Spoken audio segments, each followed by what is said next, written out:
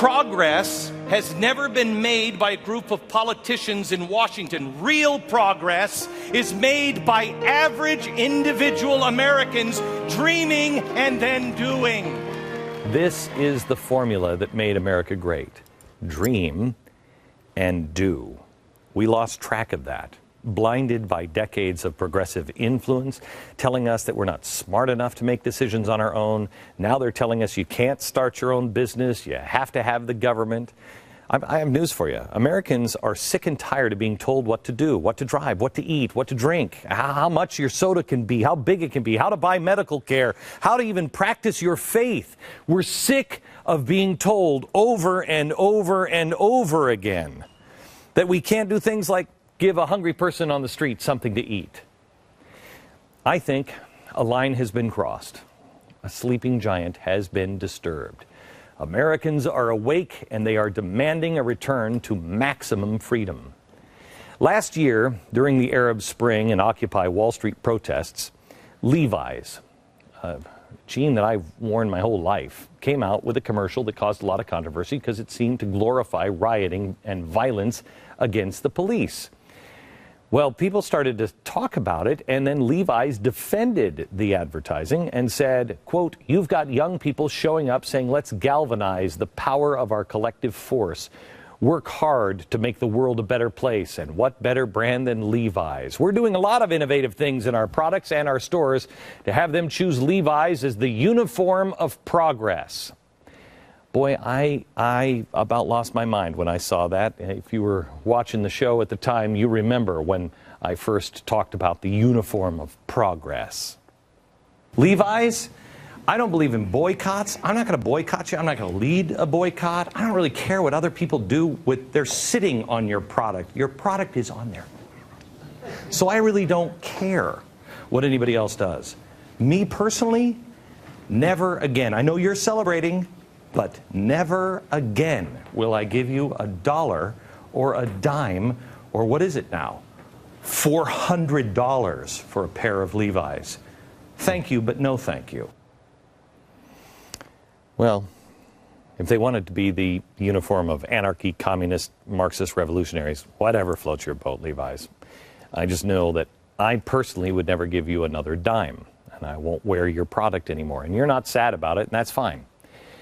But I'm not a boycott guy, and that led me to what about the people who actually like America and believe in its founding principles? These things, what I've been saying for the last few years is put your money where your heart is. You know, who can I spend my hard-earned money with that isn't against me, isn't fighting against everything I believe in? Well, that's why we started the marketplace, and that's why we've done a lot of things. But when I heard about the uniform of progress, I couldn't take it.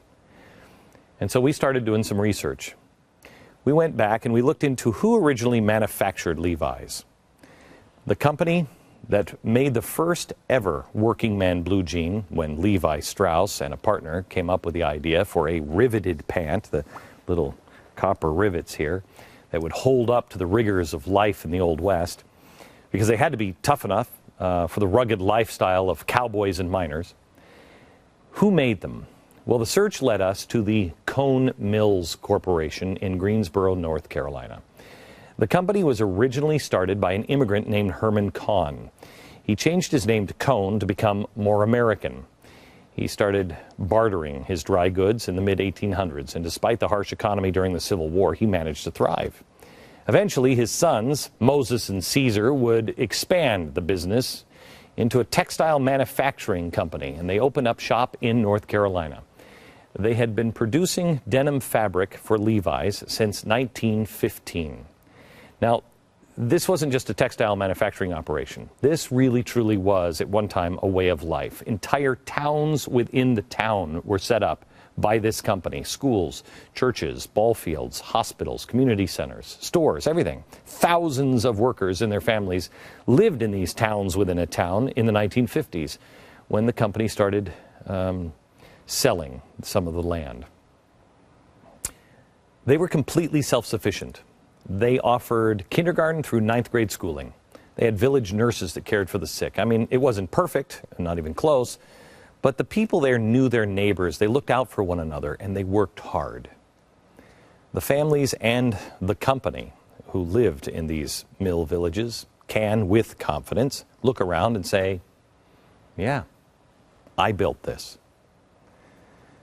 Once, there were thousands of employees and multiple factories. But today, there is only one factory left and a couple of hundred employees. But the same devotion to that old school handmade American quality is still there. Now, why am I telling you this story? Because it's one thing to dream, and it's another thing to dream and then do. I am proud to say today that Cone Mills, right here in America, is going to be manufacturing the new denim for the 1791 jean. If you've ever been to our web store at 1791, this is kind of my Newman's Own brand. A lot of the money goes to charity. After the development, all of the money goes to charity.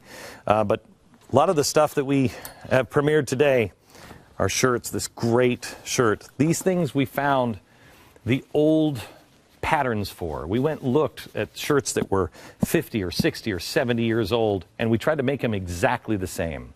The same loom that wove the very first American blue jeans are going to be weaving now these jeans, 1791 denim. The same unique selvage denim worn by adventurous Americans seeking adventure and fortune out west will be found now in 1791 denim. I had no idea. I've learned more about jeans. I mean, I know what I like. I didn't know anything about jeans. I didn't know what selvage meant. But selvage is marked by this little red stitch here. Most jeans aren't selvage. It's apparently a big deal because it's much, much more durable. It's all in one piece. It doesn't ever unravel. And we've done everything exactly like the original American jean, all the way down to the same rivets. I mean, nobody makes the rivets anymore. They don't make them. We had to scour the country to find somebody who could actually make authentic rivets. Now they just look like rivets. We found a company in Kentucky who's designed and specially made antique copper rivets that are now authentic, how they were originally done. Each one slightly different and have their own distinct markings. Nobody's ever going to notice the attention to detail, but each one of the rivets says 1791 and Company. 1791, the year we passed the Bill of Rights. All going to be found, your freedoms and something of quality and something lasting right here. The best part is all of the jobs that go into making these. They're here in America. Levi's decided to ship all their jobs off to China. They make a few jeans here in America. They're $300 a pair. Not ours. They're not cheap, but they're not $300. And they're all made here in America. And not a lot of companies can say that anymore. More need to. The progressive uniform makers can't say that. Needless to say, it's not cheap. So when you see the price, you'll have to understand a few things. It's less than half the cost of the $300 jean that you can, have the progressive uniform of. But you're not going to have to replace these jeans for a long, long time. Jeans today that we're making don't have the pre-worn holes in them. You're going to have to put your own holes in them, just like we used to do when we were kids. And good luck with that, because I said if we're going to have to charge over $100, they better be the last pair of jeans I ever have to buy. These jeans were built for miners and cowboys. And my favorite thing can be found inside the shirts that we're making. It's right here at the tail of the shirt. It's a free worker label. It just says made by free workers. It goes right alongside made in the USA. It hasn't been easy to make these and make them in the USA. But as someone wise said, and I put right here on the label, nothing worthwhile comes easy. That's what we're all about. Free minds, free workers, doing the hard things, because why are we listening to people who say we can't do it? And that's what this election is all about. Are we going to be the innovators, Or are we going to let somebody else do it? Are we going to be explorers, or are we going to wait for the government to do it? I don't know if you saw the space jump over the weekend, but a guy rode a hot air balloon to 128,000 feet and then jumped out. He endured a free fall for 24 miles. It lasted 4 minutes. The best part, done by a private company, Red Bull, and a regular citizen. They dared to dream and then do.